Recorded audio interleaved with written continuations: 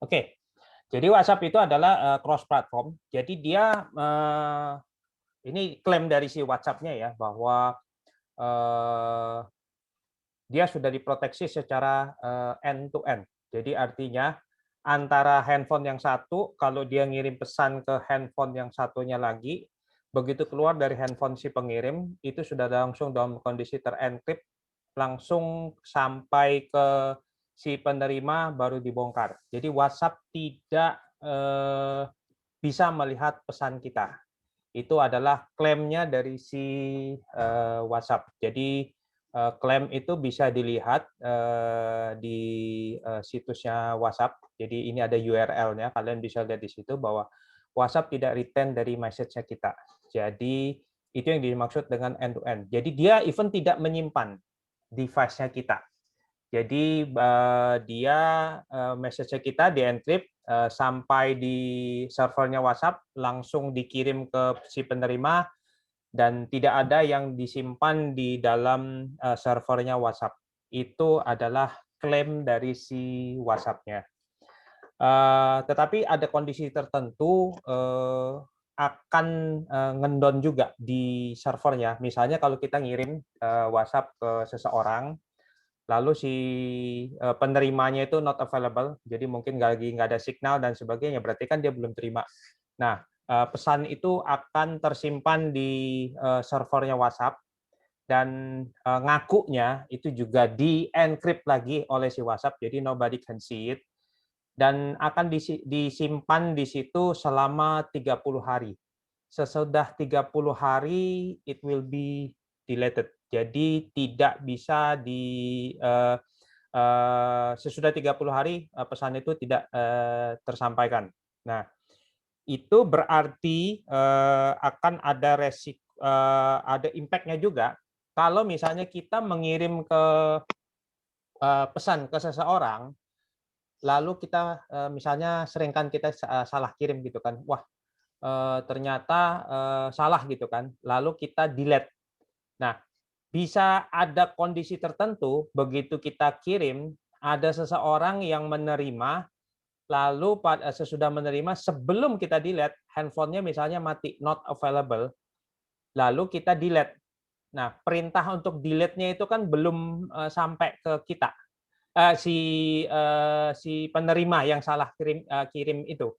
Kalau sampai 30 hari, perintahnya itu pun juga akan obsolete dan perintah delete-nya itu juga akan batal.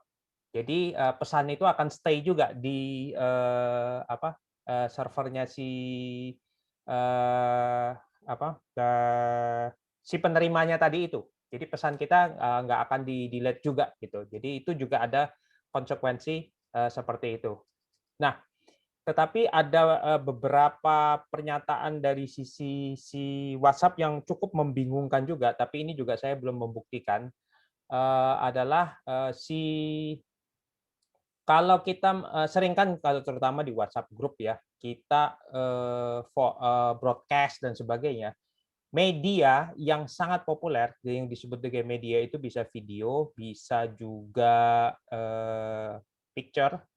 Kalau itu sangat populer, maka mereka akan menyimpan di dalam servernya mereka supaya tidak bertumpuk-tumpuk. Nah, itulah sebabnya kadang-kadang kalau kita forward suatu media yang sudah sangat populer, kita dibatasin, tidak bisa mengirim lebih dari satu orang. Itu artinya kalau kita menerima pesan itu, berarti media yang bersangkutan itu memang lagi sangat-sangat populer. Jadi lagi banyak yang me, apa, sorry, bertumpuk-tumpuk. Jadi itu akan dibatasin sama di WhatsApp-nya itu. Nah, sekarang saya akan menceritakan apa yang terjadi beberapa waktu yang lalu, ngakunya seperti kalau kita baca di media bahwa ada sekelompok orang yang aktivis dari sisi ICW dan sebagainya mengalami peretasan, ngakunya mengalami peretasan. Jadi HP-nya, WhatsApp-nya di take over gitu kan. Nah, saya akan menceritakan bagaimana proses terjadinya eh, peretasan itu sendiri. Nah, jadi saya akan menceritakan dari sisi WhatsApp-nya. WhatsApp itu terdiri atas dua bagian. Jadi ada aplikasinya, tetapi aplikasi WhatsApp-nya pun juga menggunakan mobile network, entah itu 2G, 3G, dan 4G. Sebentar lagi akan ada 5G. Dan perlu diketahui 2G masih eksis ya, jadi 2G pun masih ada. Dengan sendirinya si provider pun juga masih memberikan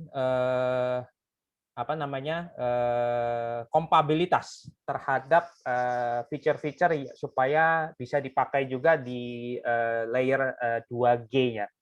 Nah, salah satu fungsi dari mobile network yang sangat kritikal buat WhatsApp itu adalah SMS OTP. Jadi kalau pada pertama kali kita install WhatsApp, kita pertama-tama ini ya, kalau kita baru install WhatsApp, jadi anggap aja saya sebagai attacker, saya akan mengambil WhatsApp-nya seseorang. Maka saya pertama-tama begitu saya sudah install WhatsApp, saya akan mendapatkan screen seperti ini. Lalu saya klik agree and continue. Lalu saya akan mengisi nomor handphonenya. Tentu saja saya akan mengisi nomor handphone si korbannya saya. Maka selanjutnya si WhatsApp akan mengirimkan SMS OTP. Mengirimkan SMS OTP ke nomor yang saya input tadi itu. Nah, kalau ini tentu saja saya nggak dapat nomor SMS ini. Dan si korban biasanya mendapatkan SMS seperti ini. Jadi saya sebagai attacker, saya membutuhkan 6 digit yang di atas itu. 6 digit yang di atas itu. Nah, biasanya di titik ini ada berbagai macam cara buat si attacker untuk mendapatkan 6 digit ini. Mereka bisa melakukan social engineering, artinya ngaku dari Gojek atau ngaku dari ojol lainnya dan sebagainya. Mereka akan nelpon, Mbak atau Mas, mohon maaf saya dari Gojek, saya salah order whatever dan bla bla bla. Untuk membatalkannya harus menggunakan OTP. Tolong dibacakan OTP-nya yang seperti bla bla bla bla dan sebagainya. Dan kalau korban biasanya tidak terlalu teliti, mereka nggak terlalu memperhatikan bahwa ini sebetulnya untuk WhatsApp. Biasanya kalau sampai disebutkan, maka terjadilah account takeover. Yang terjadi adalah WhatsApp-nya kalian akan menampilkan bahwa begitu kita ngasih 6 digit ini, maka WhatsApp-nya kalian akan logout karena login at another device. Jadi kalian akan menerima pesan bahwa your WhatsApp no longer login in this device and because of login at another device. Nah, jadi penting sekali dari sisi OTP-nya ini supaya tidak diberikan siapapun. Nah, bisa terjadi cara lain yang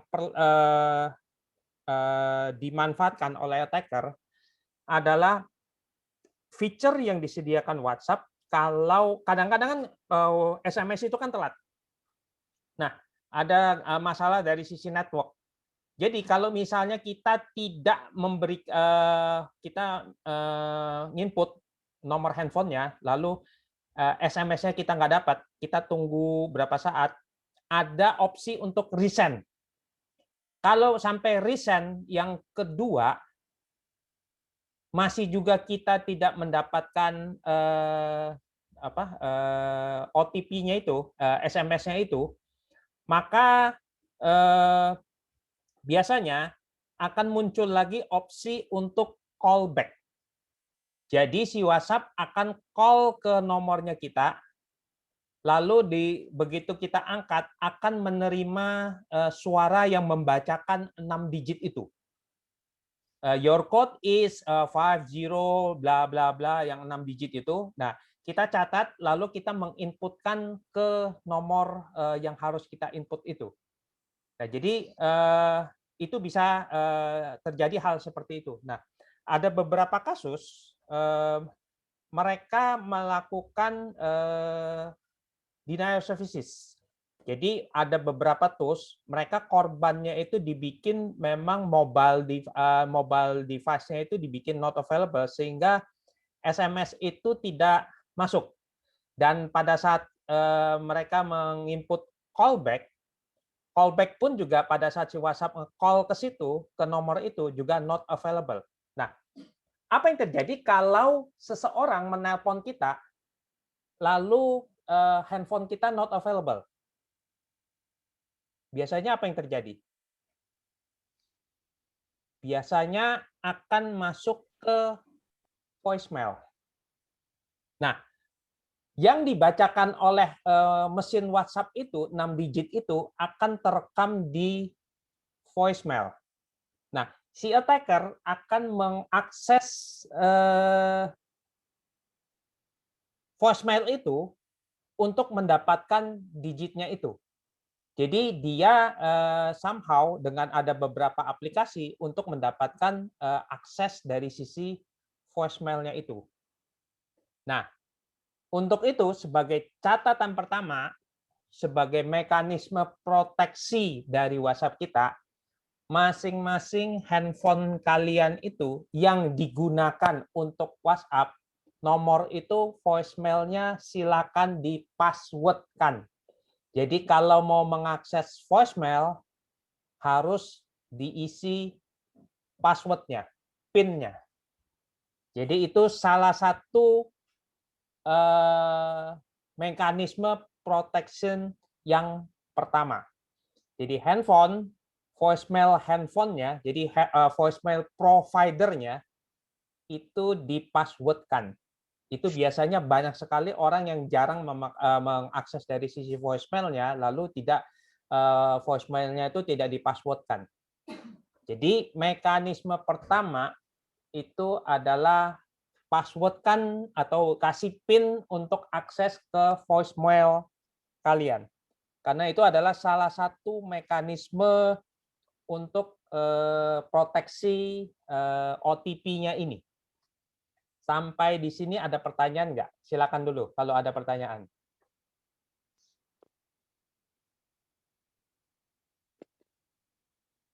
Sebentar. Yes. Rifan boleh ngomong. Silakan langsung aja. Bagaimana cara mengaktifkan untuk password yang di voicemail itu? Masuk ke menu apa?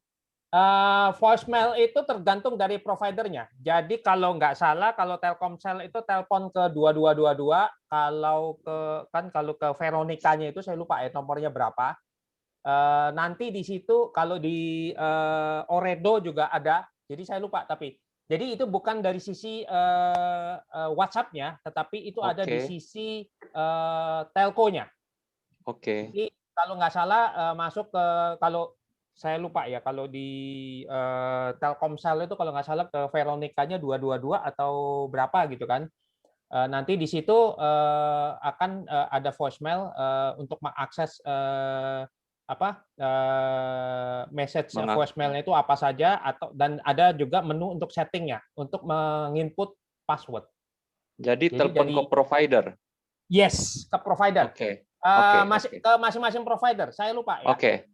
Kalau Telkomsel apa ya? Kalau dulu itu Veronica, tapi seingat saya Veronica 2222-nya itu udah dipindah, bukan pakai 222 lagi. Jadi refer ke masing-masing providernya. Oke, thank you. Itu. Jadi itu mekanisme pertama. Ada pertanyaan lagi, silakan langsung tanya aja sebelum saya lanjut. Oke, sebentar ya.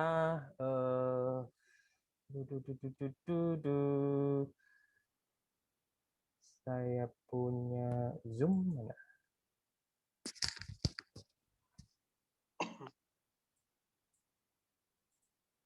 Oke, nah sekarang saya akan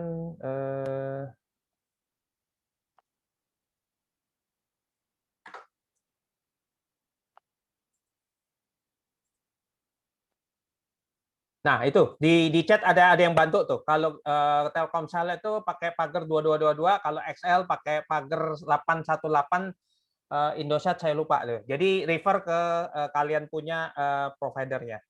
Nah, next-nya lagi kalau sesudah kita misalnya udah input dari 6 digitnya itu, kalau WhatsApp kita itu dilindungin dari two-step verifications, maka sesudah masuk itu dia akan minta PIN dari kita punya two-step verifications. Nah, two-step verification ini sangat penting. Jadi seandainya OTP-nya kita kena bajak, tetapi dia akan menghadapin satu lagi PIN untuk masuk ke kita punya WhatsApp. Ini yang disebut dengan two-step verifications. Caranya itu nanti saya akan jelaskan. Jadi two-step verification ini. Nah, begitu si attacker akan lihat seperti ini, dia akan coba begitu dia udah masuk di sini, gini, kalau seseorang sudah mau menghijack WhatsApp-nya kalian, lalu dia bisa dapat OTP, begitu dia dapat OTP, itu langsung WhatsApp kalian itu udah langsung logout. Udah langsung logout. Nah, apa fungsinya dari sisi two-step verification ini? Sesudah dia bisa mengakses OTP, tetapi dia tidak tahu password ini, dia tidak bisa mengakses WhatsApp kita. Dia tidak bisa mengakses WhatsApp kita karena dia harus mengisi PIN dari sisi two-step verification-nya ini. Sampai di sini jelas? Nah, pentingnya di sini adalah supaya dia tidak bisa mengakses kita punya WhatsApp-nya. Tetapi kalau tanpa ini, tanpa two-step verification ini, sesudah masuk OTP, itu udah langsung dapat. Dia udah langsung masuk ke next-nya itu adalah masuk ke ininya, dia akan restore dari sisi kita backup dan sebagainya. Berarti message-message kita yang ada di backup akan masuk juga dan dia akan dapat semua catatannya di situ. Jadi two-step verification ini sangat penting. Nah, berapa dari kalian yang sudah melakukan settingan two-step verification atau siapa yang belum? Banyak nggak kira-kira? Yang belum coba boleh diangkat tangan di situ, dikasih raise hand di situ. Ini penting sekali di situ. Tuh, berarti kan lumayan tuh kan, ada yang belum dari sisi two-step verification itu. Nah, two-step verification ini caranya itu adalah kalian masuk ke setting. Sebentar, saya akan quit dulu di sini. I show you, langsung skip ke sana aja.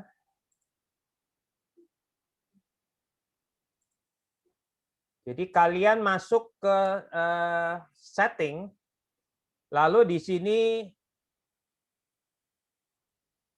akan kalian lihat di situ dari sisi setting, lalu di situ ada two-step verifications. Nah, masukkan two-step verifications ini. Jadi masukkan PIN kalian. Nah, PIN-nya itu akan 6 digit. Oleh karena itu penting dari PIN 6 digit ini adalah jangan menggunakan PIN yang mudah ditebak. Misalnya PIN tanggal lahir.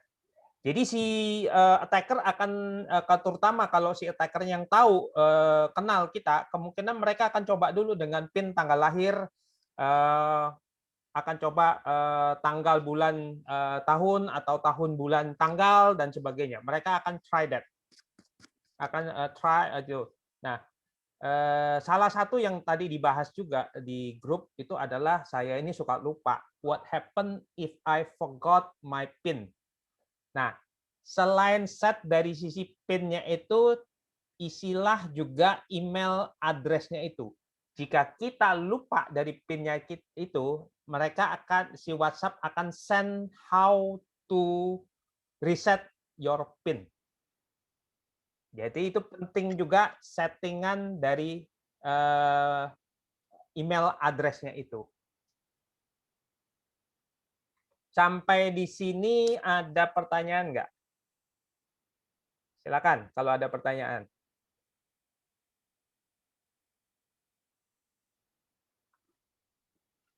Islandra udah bagus dong kalau udah di-set dari sisi two factor authentication.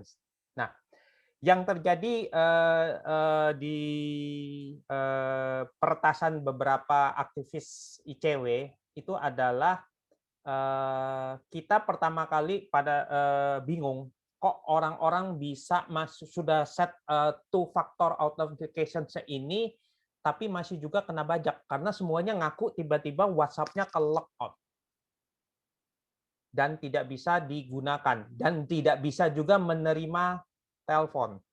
Jadi yang terjadi adalah mereka melakukan disable dari sisi handphonenya, jadi melakukan denial services. Jadi dalam arti si user di call dengan robocall, jadi dalam kondisi mobile network-nya itu busy, jadi nggak bisa menerima WhatsApp dan sebagainya, jadi diteror terus dengan robocall. Jadi karena mereka lagi sibuk nggak mau ngangkat nomor yang nggak dikenal, tapi kan mobile network-nya itu sedang dipakai.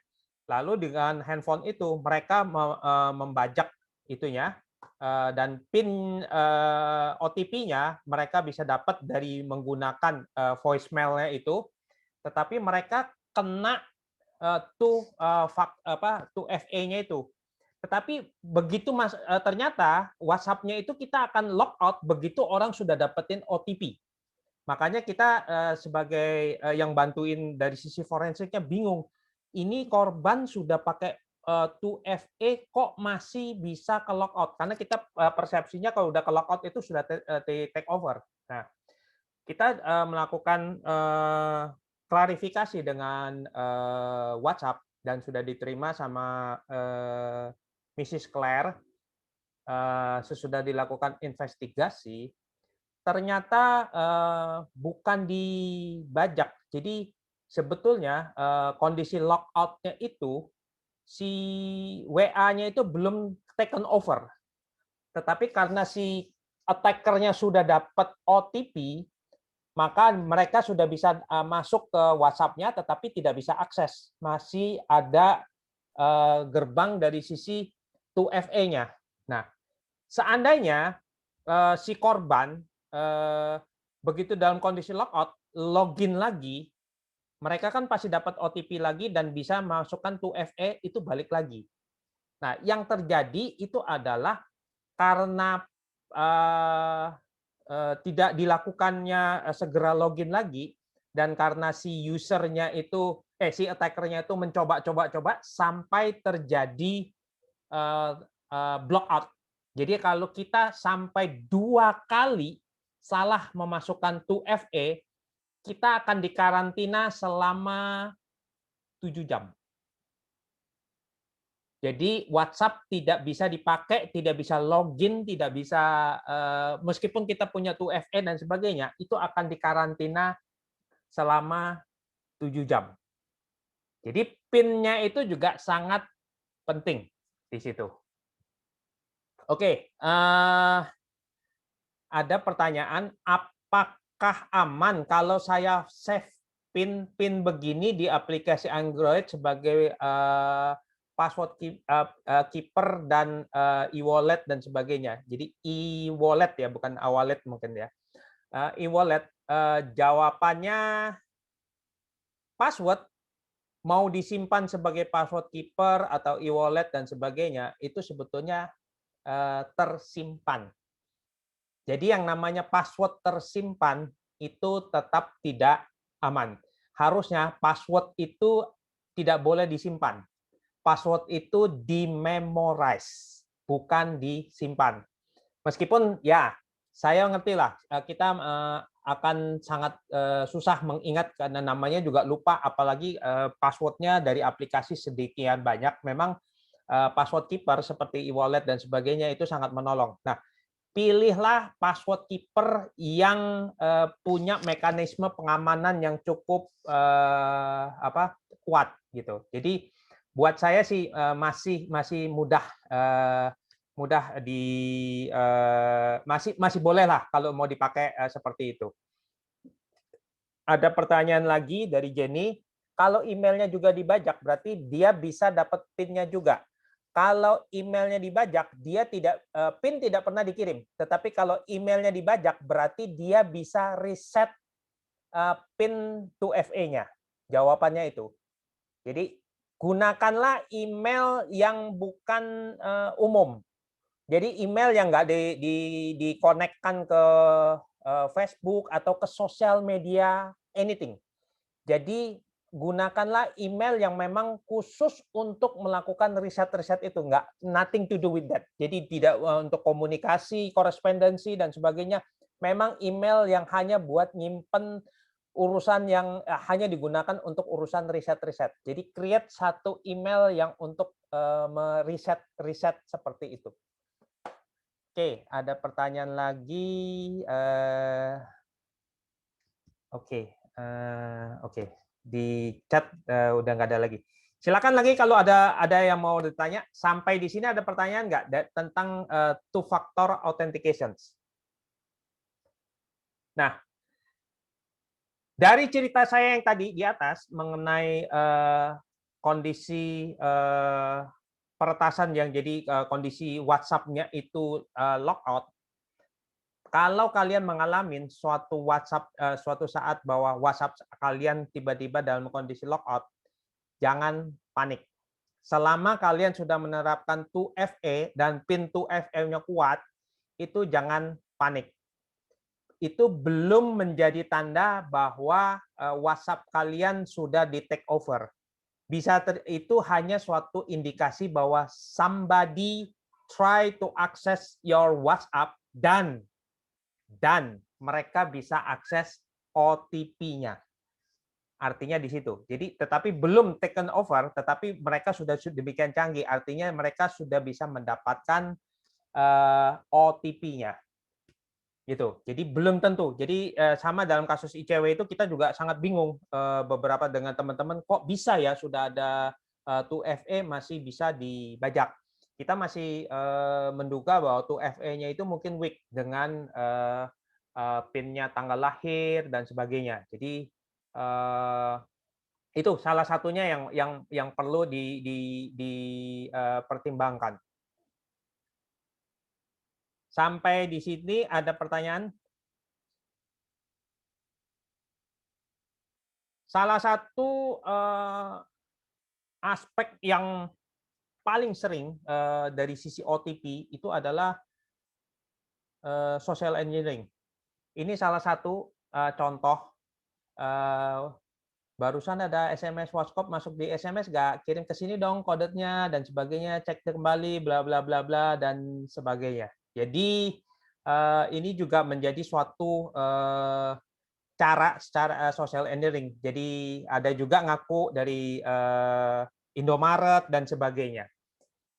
Nah, cardinal rule dari hal seperti ini, OTP, ingat ya, OTP itu hanya digunakan untuk di-input oleh yang bersangkutan. Jadi OTP tidak boleh dibacakan, di-forward, dan sebagainya. If you receive some message, SMS, dalam bentuk OTP, dan tidak merasa kalian sedang itu, just delete it. Jangan klik, jangan forward, dan sebagainya. Just delete it. Dan nothing harm dengan kalian delete itu kok. Nggak usah panik. Jadi paling juga nggak bisa akses, orangnya itu nggak bisa akses gitu. Jadi jangan kasih sesuatu kode apapun yang dikirim dari SMS untuk dikasihkan ke pihak manapun. As simple as that. Gitu. Sampai di sini ada pertanyaan? Oke, saya lanjut lagi. Aspek dari sisi privacy. Hal yang penting dari sisi privacy adalah what people can see about you from your WhatsApp account. Yang pertama itu adalah kalau kalian dari sisi WhatsApp di setting account lalu set privacy, ada pilihannya dari sisi last seen, ada dari sisi last seen, profile pic, about, dan juga status. Saya akan highlight 4 ini dulu aja. Yang pertama itu adalah profile pic. Saya biasanya profile pic set as my contact, not everyone. So, kalau di Facebook, orang yang nggak kenal saya, kalau terutama di Facebook group, kalau nggak kenal saya, berarti nomor saya tidak ada di address book-nya dia, tetapi saya bisa melihat fotonya, berarti dia settingnya masih everyone. So, masuklah ke settingan WhatsApp-nya kalian, profile pic-nya itu jangan everyone, tetapi hanya my contact. Karena apa? Kalau saya sebagai attacker, saya nggak kenal kalian. Tetapi saya bisa tahu profile pic-nya. Profile pic kan tinggal saya screenshot, saya crop, lalu saya upload lagi pakai nomor saya, lalu saya bisa berpura-pura jadi kalian. Apalagi ke dalam suatu grup. Suatu grup, misalnya di dalam suatu grup. Dalam suatu grup itu saya melihat seseorang siapapun, dan saya bisa, terutama grup, kalau grup alumni kan kita sampai masih kenal kan, tapi grup yang banyak sekali orang asing, kalian set profile pic-nya itu everyone, saya bisa sebagai penjahat, sebagai attacker, join dalam grup itu, duduk diem-diem aja, nggak usah komentar dan sebagainya. Saya cari orang yang paling bawel, yang paling berisik, yang apa dan sebagainya, dan saya pelajarin cara dia nulis. Cara ngomongnya, apakah dia lulu, gue, kamu, saya, atau I, you, dan sebagainya. Saya belajar cara linggonya. Lalu saya saya download profile pic-nya, lalu saya create satu WhatsApp, profile pic-nya tadi itu saya upload sebagai profile pic-nya itu. Lalu saya mengkontak salah satu nomor grupnya itu, ngaku-ngaku sebagai kalian. Halo, kalau di grupnya ngomongnya lulu gue, ya lulu gue lagi pepet nih, bisa nggak pinjem duit segini dulu dan sebagainya, bla bla bla. Nah, user akan melihat profile pic-nya kok mirip ya, so bisa terjadi itu juga menjadi suatu indikasi suatu attack-nya. Jadi profile pic itu juga penting.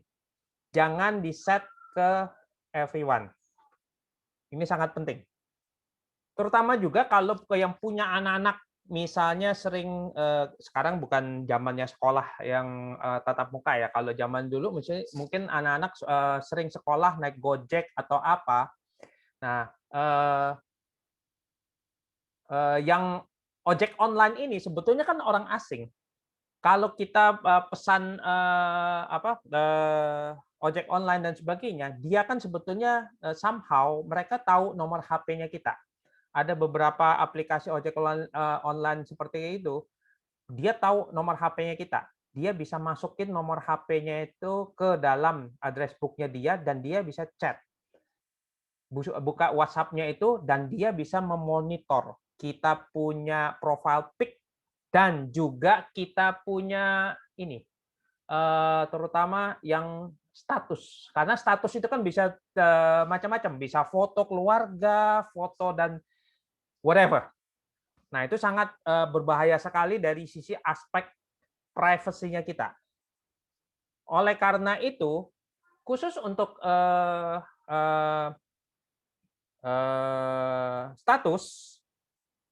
status, settingannya agak beda. Kalau kalian lihat, kalau untuk status tidak ada everyone, tetapi ada my contact, ada juga my contact dan accept siapapun.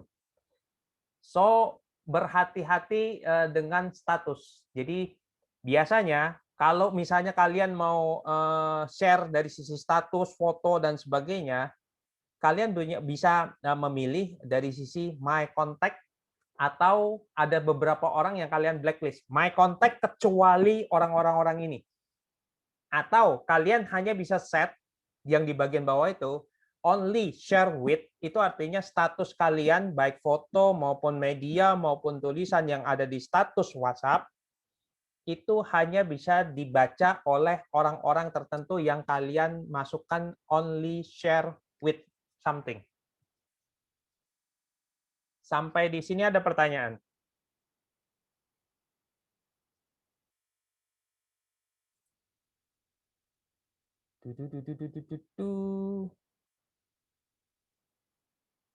Nah, saya nggak bisa akses dari sisi chat-nya.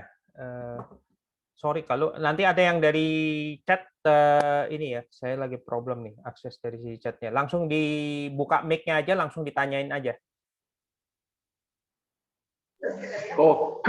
Kodaro. Ya. Basuki nih kok.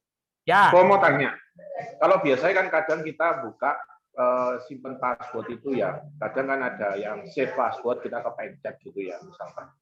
Nah itu kadang kita pakai kayak Internet Explorer itu kan kita delete ya. Nah ya. Begitu delete password segala macamnya itu apa otomatis pasti clean itu atau gimana Bu ya? Nah, oke. This is a good question actually.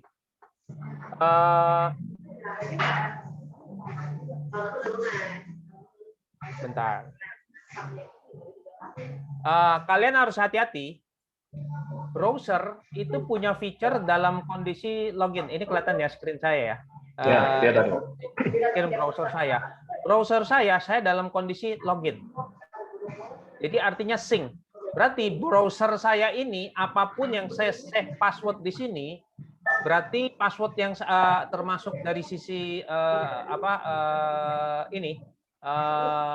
bookmark dan sebagainya itu akan ke-sync ke semua browser yang saya lagi login, termasuk dari sisi HP saya. Artinya apapun yang tersimpan di browser ini akan sync ke semua browser ataupun device yang menggunakan user yang sama.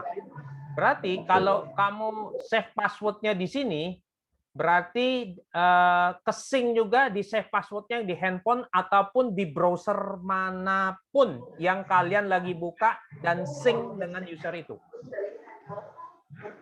Sync dengan user itu. So berhati-hati terutama misalnya di bandara.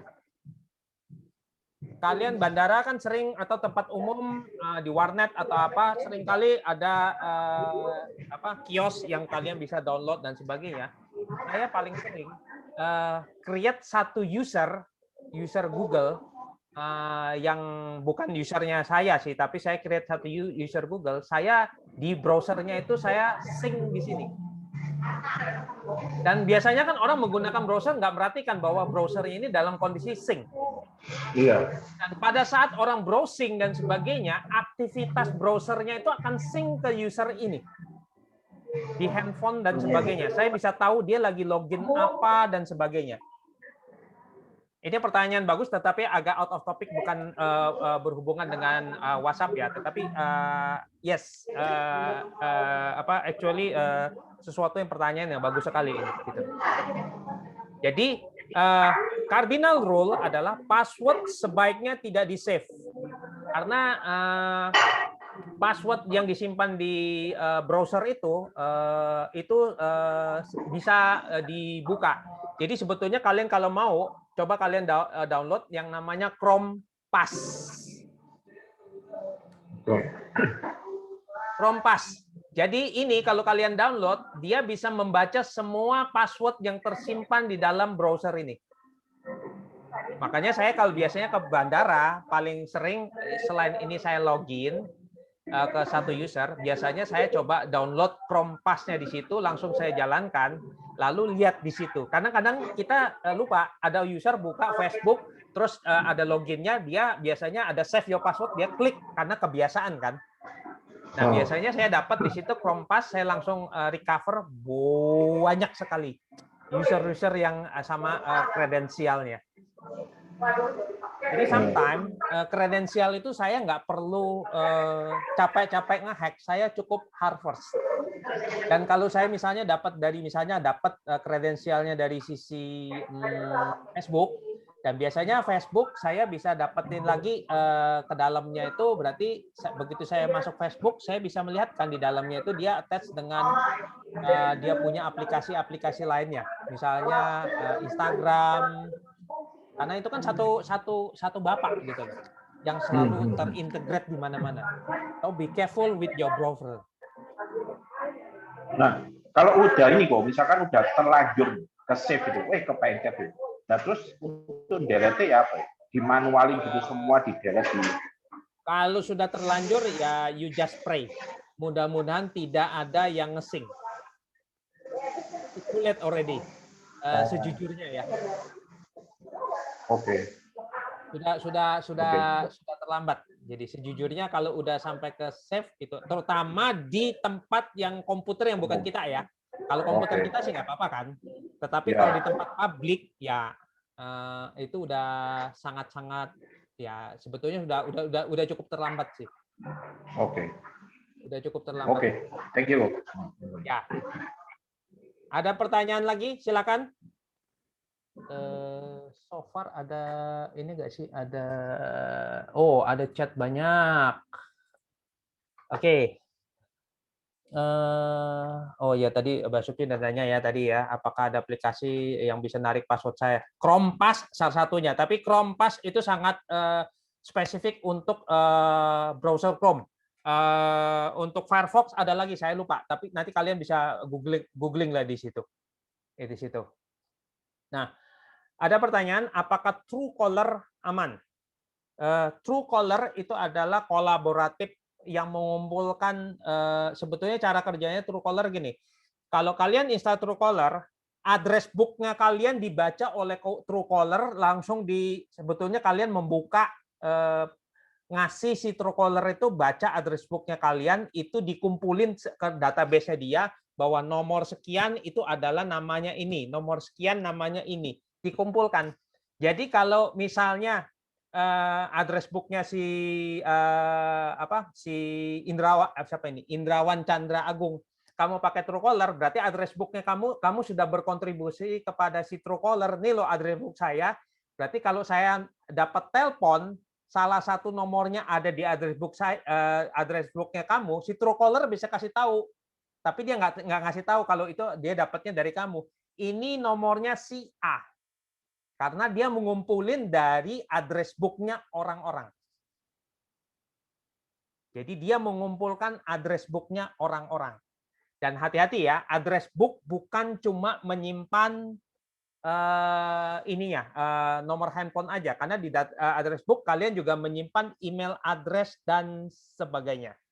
So kalau kalian menggunakan Truecaller, ada settingan di Truecaller itu untuk not to sync your address book. By default itu adalah sync. So check your Truecaller apakah sync atau tidak.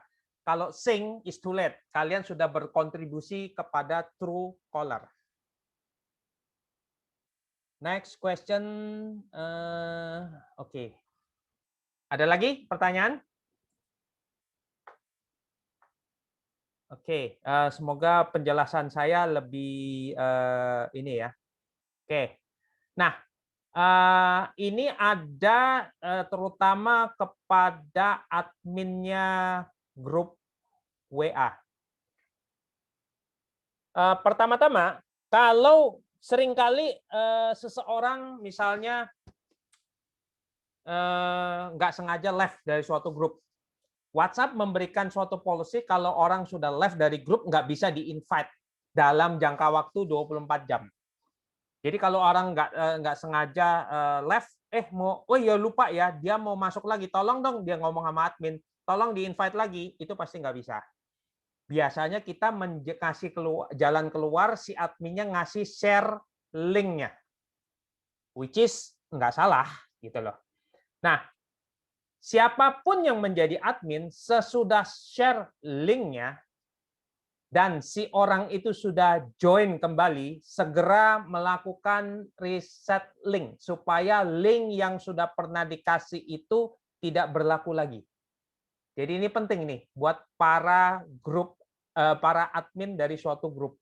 Sesudah kalian share link ke seseorang dan orang itu sudah join, langsung reset.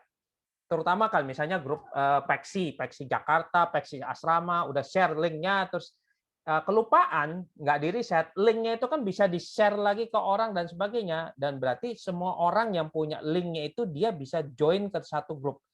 Terutama grupnya banyak banget, admin nggak perhatiin, ada orang tiba-tiba join masuk lagi, terus nggak pernah diverifikasi. Ini siapa yang lagi join? Nah, kita bisa jadi itu bukan alumni yang lagi join ke grupnya kita. Oleh karena itu, para admin punya tanggung jawab sesudah dia share suatu link WhatsApp-nya itu tapi risetnya sesudah yang bersangkutan join ya. Sudah yang bersangkutan join, baru kalian lakukan reset link segera. Itu yang paling penting. Jadi ini biasanya kan kalau si admin yang tahu nih. Jadi mereka di sini ada invite via link. Kalau diklik dia akan send linknya itu ke WhatsApp. Jadi kita nih kamu masuk lagi nih atau copy linknya ke orangnya itu. Nah sesudah orang itu join segera reset link. Ini terutama untuk grup tertutup ya. Artinya grup yang hanya invited members only. Sampai di sini ada pertanyaan?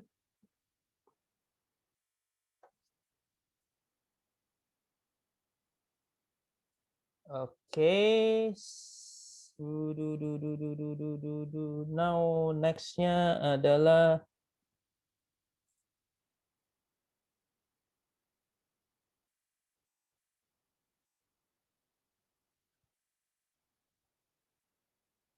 saya belum masukin ya. Oke, sorry. Nah, di dalam ini juga terutama untuk kalian juga bisa pakai di settingan ini sebetulnya ini penting nih. Who can add you to group? Kalau everyone berarti orang yang tidak kita kenal bisa meng-add kita masuk ke dalam grup yang nggak jelas. Saya punya kasus gini, ada seseorang ada masalah dengan pinjaman online, si debt collector-nya itu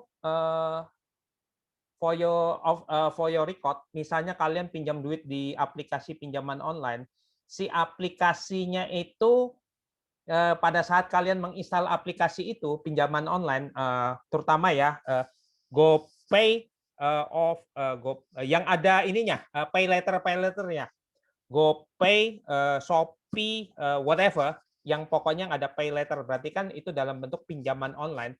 Pada saat kalian akses aplikasi itu, kalian lihat permission-nya pada saat kalian install. Pada saat kalian install aplikasi itu, apakah kalian memberikan permission untuk read your address book? Kalau biasanya nggak ada yang perhatiin tuh. Kalau misalnya install Gojek yang ada pay later-nya atau OVO ataupun juga Shopee, ada Shopee pay later dan sebagainya, yang pada saat kalian install lalu kalian kasih permission read address book, artinya si aplikasi itu bisa membaca address book. Nah, kalau misalnya dalam hal itu ada seseorang misalnya dia pinjam lalu nggak bayar, si aplikasi itu bisa membaca address book-nya si orang itu, dan address dia membaca lalu mengumpulkan semua nomor handphone dalam satu address book yang orang ngemplangnya itu, lalu si debt collectornya create suatu WhatsApp group, lalu orang-orang address book itu dimasukkan di situ, lalu mulai diteror. Si A ini temen lo pinjem nih sekian, nomor KTP-nya sekian, nggak bayar. Itu dalam satu bentuk terornya. Kalau kalian set di grupnya itu everyone, berarti kalian rentan bisa dimasukkan di grupnya si debt collector itu. Saya selalu set minimum ke my contact. Artinya orang yang tidak ada di kontak kalian itu tidak bisa meng-add kalian masuk ke dalam grup. Itu salah satunya. Sampai di sini ada pertanyaan? Berguna nggak yang ini?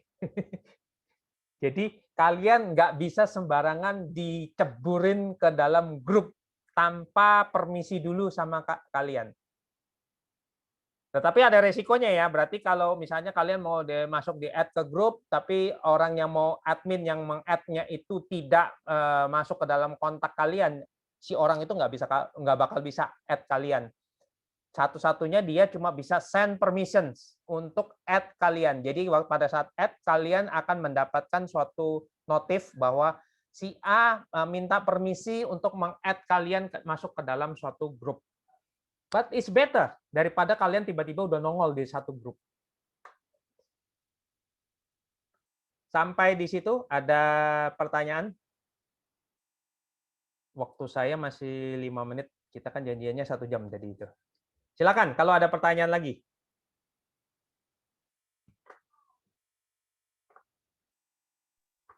Mau tanya dong, Kotaro? Yes, Ya, silakan. Tadi di privacy kan ada 4 topik tuh. 1 profile picture, terus last scene, terus status, yang about. Yang about tadi belum dijelasin nih. Ada yang critical nggak mengenai about? Sebentar ya. Untuk di setting, di about.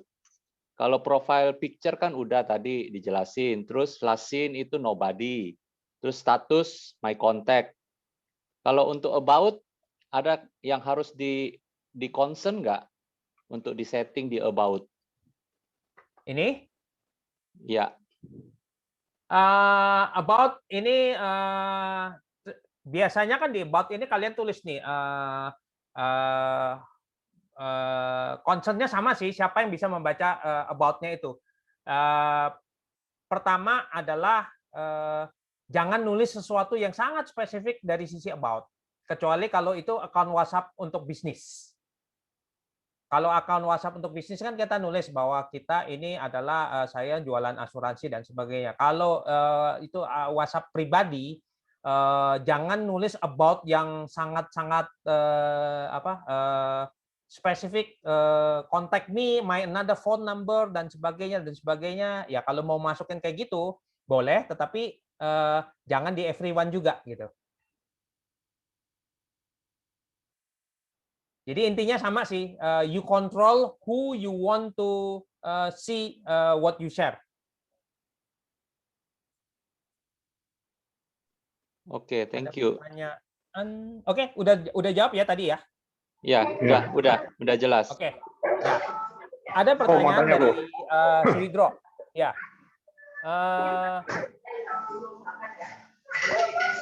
Ya, itu ada kalau misalnya kita nggak usah share link, tapi besok lagi join lagi, apakah lebih aman? Ya, bisa sih.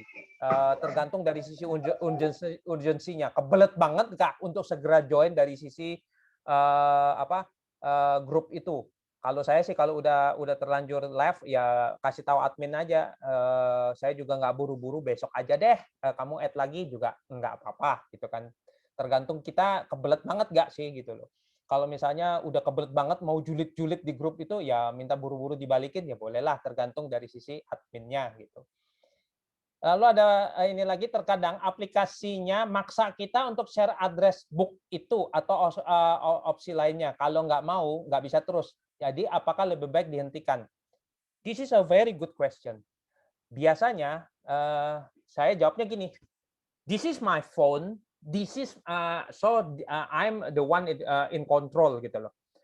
pertanyaannya adalah saya butuh-butuh banget gak sih sama aplikasi itu? Ngapain saya mau accept sesuatu yang merugikan saya, toh juga aplikasinya itu juga nggak penting-penting banget. Kalau nggak penting-penting banget, ya mendingan nggak usah install. Kalau saya dari sisi seperti itu, gitu loh jawabannya itu. Jadi mudah-mudahan terjawab. Ada saran dari Wilson, ada pertanyaan, adakah saran yang aman gimana cara menyimpan manajemen password yang banyak ini di zaman digital ini? I feel you, gitu loh. Nah, tadi pagi udah ngomong sama Koko Rudi, bagaimana caranya bikin password yang gampang diingat tapi nggak gampang ditebak dan sebagainya.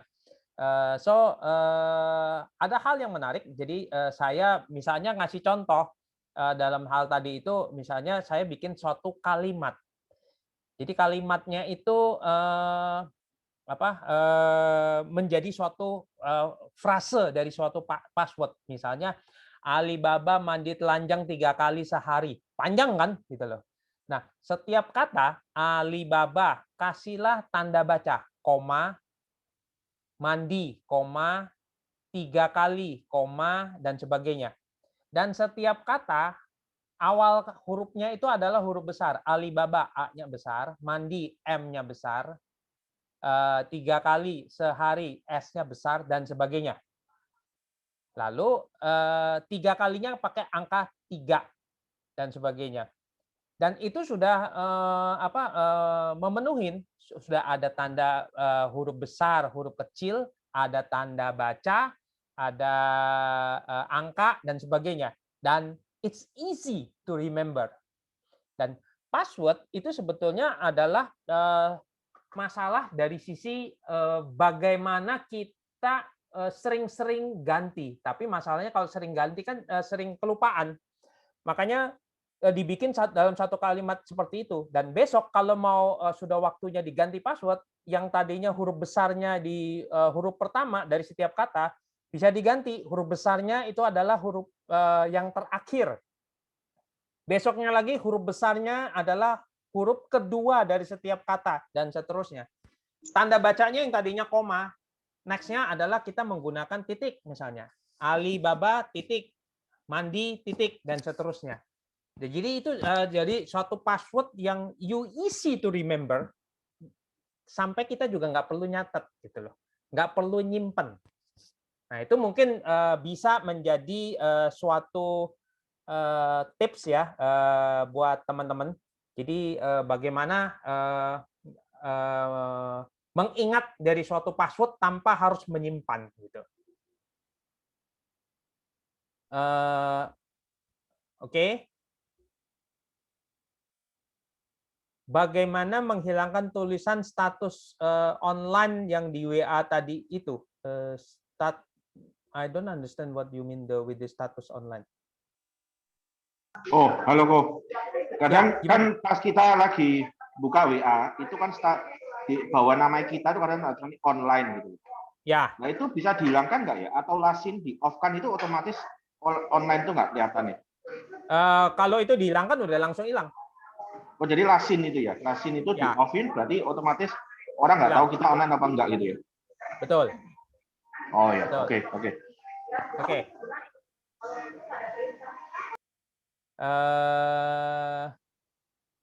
Dari Sugiharso Wibowo, paling aman ya manajemen aplikasi yang diperlukan saja. Yes. Jadi kita hanya install yang perlu saja. Nah, ini juga hal yang penting. Seringkali kita iseng cuma install satu aplikasi game, habis itu bosen, habis itu logout, uninstall gitu kan ya. Sebelum kalian uninstall, ingat dulu apakah akun gamenya itu di attach dengan akun. Misalnya akun Facebook, kan ada game tuh, kalau misalnya mau di game terus kalau supaya dapat poin di attach dulu dengan satu akun Facebook dan sebagainya supaya bisa populer itunya. Nah, sebelum kalian uninstall, coba itu di detach dulu akun Facebooknya. Kalau enggak nanti numpuk tuh di Facebooknya. Dan sekali kena kompromis dari Facebooknya atau dari sisi gamenya itu bubar semua itu. Jadi perlu diingat-ingat terus gitu loh. Gitu. Oh iya benar ya, jangan Alibaba mandi 3 kalinya itu akan populer, tetapi sekarang ganti gitu loh, Alibaba sauna 3 kali sehari gitu loh. Jadi semuanya seperti itu. Oke, silakan. Ada pertanyaan lagi? Mungkin ada, silakan. Jadi silakan, nggak harus juga yang berhubungan dengan Facebook ya, anything lah. Kalau kalian perlu ditanyakan dari sisi keamanannya di situ. Kalau kalian punya waktu dan terutama untuk yang punya Facebook, coba deh kalian masuk ke Facebooknya kalian, lihat Facebooknya kalian itu sudah ter-attach dengan aplikasi apa saja. Itu kalian akan surprise di situ. Oh iya ya, dulu pernah pakai aplikasi ini, pakai itu, belum pernah di itu. Nah itu di clear juga di situ. Mau tanya lagi dong, satu terakhir aja. Yes, silakan. Ya, apa betul benar nggak ya ada kasus yang saya nggak mengerti kenapa bisa dia punya account dihack, terus katanya bisa dikuras dia punya yang di bank mobile banking ya. Misalkan dia punya MBCA atau apa gitu yang dia punya mobile banking di handphonenya. Terus katanya bisa dikuras dia punya saldo. Itu benar apa enggak ya? Oke. Kalau sampai sebatas itu ceritanya, saya nggak bisa jawab apakah benar atau enggak. Logikanya gini dah. Akun banking biasanya yang menjadi kredensial itu 1 handphone, 2 email. Antara 2 itu kan, email ataupun handphone atau bikin username. Username orang bisa nebak dari sisi username itu mungkin bisa di guessing lah. Email kalau emailnya kebobolan ya udah bubar semua, gitu kan. Handphone pasti berhubungan dengan OTP. Nah, yang bisa terjadi itu adalah kalau misalnya kita install suatu game, gamenya itu ternyata adalah malware. Nah, game malware-nya ini kan sebetulnya ada di handphone kita. Pada saat kita mengakses phone banking kita, mobile banking kita, dia kan bisa nguping apa yang kita type, apa yang di-send ke itu. Berarti dia bisa dapetin password-nya kita, bisa juga dapetin PIN-nya kita gitu loh. Jadi bukan masalah dibobolinnya, tetapi kemungkinan besar itu dari sisi malware dan sebagainya. Meskipun tidak sesimpel itu, karena mekanisme dari sisi bank itu kan banyak. Nah, contoh yang paling sering yang bisa saya sampaikan itu adalah kasus mungkin beberapa tahun yang lalu itu ada kasusnya token BCA. Jadi kalian harus hati-hati menggunakan browser. Browser ini ada yang disebut dengan plugin. Kalau kalian lihat di sini setting, di dalam itu ada yang disebut dengan extension. Kalau di itu namanya plugin. Nah, ini bisa terjadi si attacker dia menginstal sesuatu di browsernya kita. Cara installnya bisa jadi kalian misalnya ada berita, wah COVID lagi kena naik sekian, berita selengkapnya klik link ini. Pada saat kalian klik link itu, bisa jadi pada saat klik mereka menginstal sesuatu plugin ke browsernya kalian. Dan pada saat klik itu sebetulnya browser memberikan warning, do you agree to install this? Biasanya kita klik aja karena kita buru-buru nggak lihat, nggak terlalu teliti. Apalagi misalnya ini nih videonya si siapa lagi video mesumnya si siapa buruan diakses sebelum di delete gitu. Biasanya kita buru-buru banget gitu loh, yang klik-klik yes no-nya itu nggak diperhatiin lagi gitu. Nah, terinstall lah si pluginnya di sini. Nah, plugin yang terinstall di sini itu fungsinya bisa dia memonitor kalau klik BCA misalnya. Pada saat kita klik BCA, mengakses klik BCA, jadi pada saat kita mengakses klik BCA, dia akan tahu bahwa kita lagi mengakses klik BCA karena ada di browser ini. Nah, dia akan nunggu kita menginput user dan PIN-nya ini. Berarti kan user dan PIN dan ini dia posisinya ada di browser, dia tahu dong apa yang kita ketik. Dia tahu kita punya PIN dan kita punya password. Begitu dia udah tahu dan ini kondisinya udah login, berarti dia tahu user dan passwordnya itu adalah valid. Lalu sesudah itu dia prosesnya dia melakukan pop-up. Pop-up aplikasi itu melakukan pop-up, dikasih logo BCA dan sebagainya. Silakan masukkan token yang tombol satunya yang ada berapa digitnya itu untuk validasi. Kita mungkin nggak sadar, langsung keluarin token, langsung input dan sebagainya. Harusnya kita harus lebih teliti. Saya lagi nggak transaksi kok dia minta token. Karena apa? Token yang angka digit yang kita berikan itu bisa valid selama kalau nggak salah 5 sampai 10 menit. Nah, bayangkan si attacker itu dia sudah dapat user dan PIN-nya kita dan 1 token valid. Nah, dia bisa melakukan transaksi dengan 3 hal itu. Jadi hati-hatilah. Jadi kalau punya browser, coba lihatlah di sini extension-nya ada nggak sesuatu aplikasi yang kalian tidak kenal kok ada di sini gitu. Maybe somehow several days ago you click some URL and ini udah install ke browsernya kalian juga nggak sadar gitu. Jadi cerita bahwa wah bisa dikuras dan sebagainya itu mungkin cerita di surface-nya aja ya, tetapi story behind-nya itu bisa banyak faktor. Bisa banyak faktor. Jadi saya nggak bisa simplify, oh yes ini, oh ya itu. Jadi kasusnya sangat banyak yang bisa yang terjadi di situ. Mudah-mudahan itu terjawab. Lalu bagaimana cara unsync kontak dari email di HP? Oke, kontak dari email di HP. Yang maksudnya ini adalah kontak unsync dari gini. Saya perlu clarify dulu nih. Yang dimaksud dengan email di HP ini email yang punyanya Google di Android-nya ya? Atau gimana? Mungkin bisa di open mic-nya untuk supaya lebih jelas. Untuk Veroniken Sundaryanti.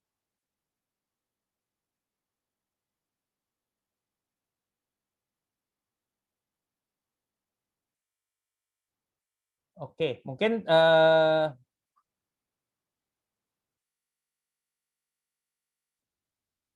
jadi mungkin gini, kalian bisa masuk ke kalian punya Google setting, jadi handphone ya, yang di handphonenya itu Google settingnya di situ. Jadi di handphone settingnya handphone, lalu cari yang di bagian account and sync, lalu kalian cari Google account-nya. Lalu klik Google account itu akan keluar apa saja yang kalian sync. Biasanya yang bisa kalian sync itu adalah kontak, data, kalender, macam-macam di situ. Jadi kalian yang punya kontrol apa yang mau kalian sync di situ. Itu mudah-mudahan bisa menjawab ya. Next-nya lagi dari Januar. Begitu banyak perangkat atau kartu yang pakai password, apakah lebih baik membuat 1 password yang rumit untuk semua perangkat kartu? Oke, ya ini sebetulnya kita sudah menjadi tak terhindarkan ya. Jadi banyak sekali kita akses di mana-mana. Makanya disitulah ada konsep yang disebut dengan single sign on. Tapi mungkin nanti kita bahas karena kalau bahas single sign on itu nanti bisa 1 session tersendiri gitu kan. Lalu ada nah, ini ada juga nanya, barusan dapat chat dari nomor WhatsApp nggak dikenal tapi pakai foto teman, ujung-ujungnya jualan itu, lalu saya blok dan report ke admin. Yes, that's the right way to do. Jadi kalau nggak kenal dan sebagainya, gini, orang yang nggak kenal biasanya dia melakukan social engineering dulu. Dia perlu satu poin untuk memberikan dia untuk melanjut. Jadi kalau misalnya dia akan tanya, lu nggak kenal ya? Lu siapa? Ah, lu masa nggak kenal? Dia nunggu sampai kita menjawab nama seseorang, baru dia ngaku, oh iya, untuk lu inget ya, dan sebagainya, baru dia mengkorek. Kuncinya adalah kalau kalian betul-betul tidak kenal dengan yang sedang mengkontak Anda, jangan yang menjawab apapun yang memberikan suatu hint ke mereka. Entah nama, entah tempat, dan sebagainya.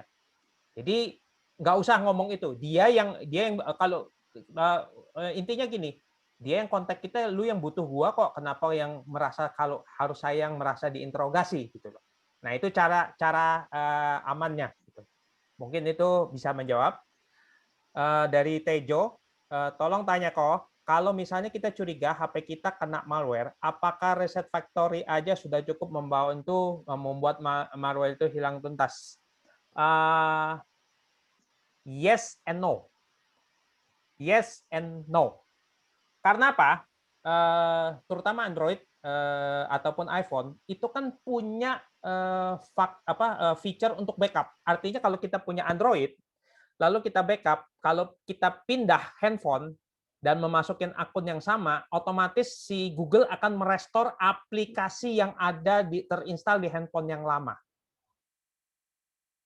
Nangkap ya? Akan restore lagi ke aplikasi yang lama. Jadi kalau kondisinya itu adalah kita pakai sync seperti itu dan malware-nya juga udah terbackup, lalu kita factory reset, terus balik lagi dengan akun yang sama restore, malware-nya kan masuk lagi. Mudah-mudahan itu terjawab ya. Next-nya lagi, oke.